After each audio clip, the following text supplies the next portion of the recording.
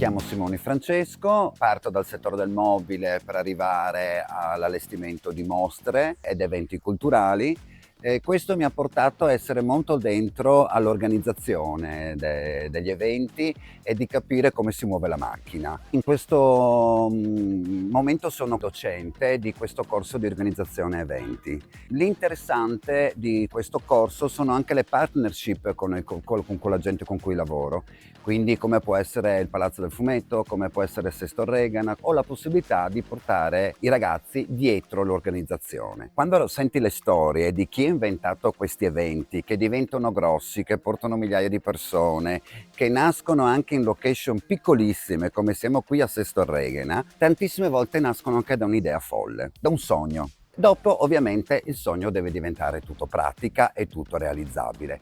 Quindi andiamo a analizzare tutte le figure professionali che lavorano all'interno del corso, così un ragazzo può anche capire sia chi ci lavora, sia anche identificarsi magari in una figura che gli interessa di più. Ho fatto capire che cos'è un festival, cioè un festival ha delle caratteristiche insomma diverse da una rassegna, ad esempio. Cerchiamo di essere sempre più approfonditi, ho anche dei collaboratori che ovviamente per creare qualcosa ci vuole dietro una struttura, capire che minimo di struttura serve, un'associazione, con chi comunichi, con chi non comunichi e anche come tiri su i fondi. Quindi lo scopo che ho io nei confronti dei ragazzi è quello di dargli entusiasmo, fargli capire che è una faticaccia, però ci vorrebbero nuove energie. In realtà qualcuno di loro ha anche delle idee interessanti. Ognuno di loro ha degli interessi o lavora in qualche modo, ha avuto un minimo di esperienza. Diciamo che non si sono iscritti al corso per caso,